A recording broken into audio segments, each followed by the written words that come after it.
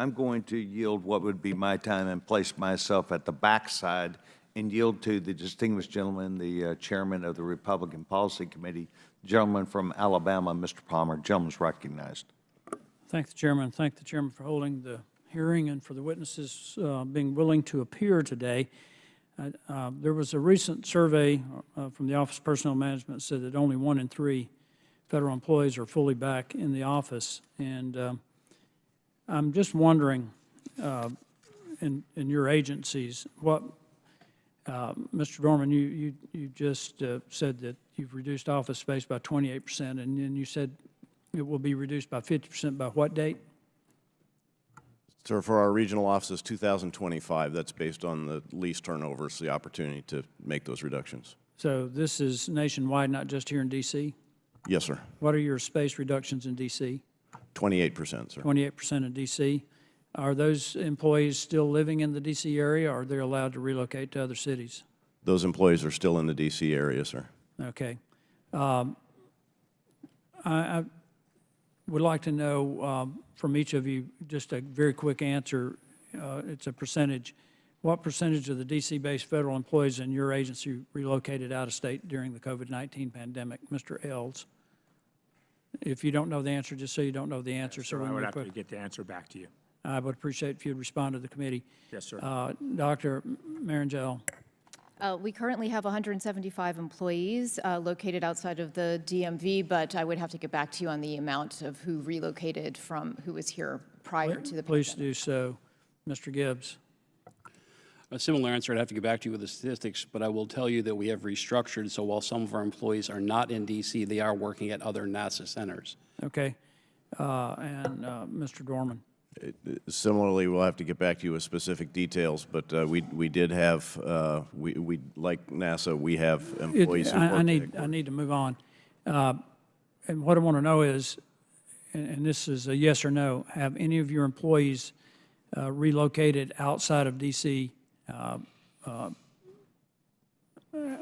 During the pandemic or after the pandemic? Have any of your employees relocated outside of D.C.? Yes, sir, for DHS they have, and they were required to. That's good. Just, Okay. Marangel. Yes, sir. Mr. Gibbs. Yes. Mr. Dorman. Yes, sir.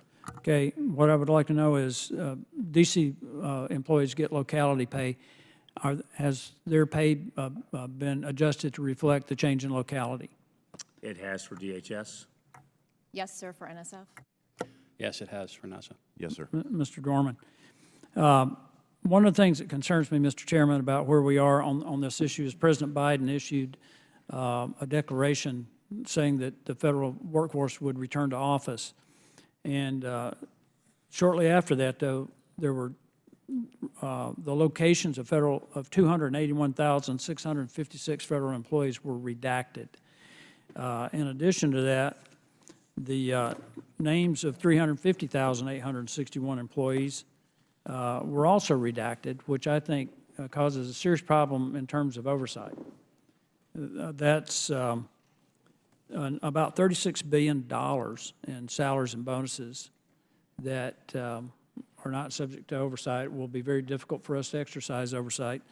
And in the last year of the Obama administration, the names of only 2,300 federal employees were redacted. And there are some federal employees whose names need to be redacted because they serve in sensitive positions. But I'm concerned about where we're heading in terms of the federal workforce actually showing up for work. And not in regard to your agencies, this is a statement about a couple of other agencies. One in particular is the EPA, where a recent survey found that 80% of the EPA employees said that they would experience personal hardship if the agency changes its work policies and requires them to show up for work. That's unconscionable. In addition, apparently somebody thought that was funny, but in addition, the EPA is now trying to hire another 2,000 people. And I know the EPA is not here, and hopefully they will show up later, Mr. Chairman, to answer some questions about this. This is a problem. And we've heard reports of VA employees who are doing their work from a bubble bath, or people going out and playing golf and playing pool and going to happy hour. I don't think we can have the productivity that we need to have if you don't show up for work. And if we don't need you here, then we don't need all these federal buildings. And Mr.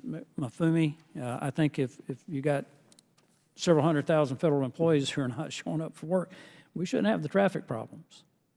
And so I do think this should be a bipartisan issue, by the way, that of what we expect of the federal workforce in terms of showing up for work.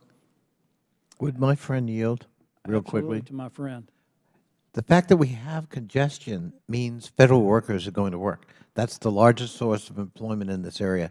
And I can tell you as someone who commutes every day, the difference between now and the depth of the pandemic is night and day. It takes me now an hour and a half to get to work. In the depth of the pandemic, it took me 25 minutes. So, I mean, the congestion Mr. Mafumi faced is a reflection of the fact that federal workers, in fact, are showing up to work. Thank you for yielding. Well, with all due respect to my friend, and you are my friend, that's not necessarily a reflection of the federal workforce showing up. It may be a reflection of the infrastructure issues that the city has and has had for many years. And not necessarily everybody in those cars are federal workers. They're people working in other businesses. But I do respect your opinion on that. With that, Mr. Chairman, I'm happy to yield back.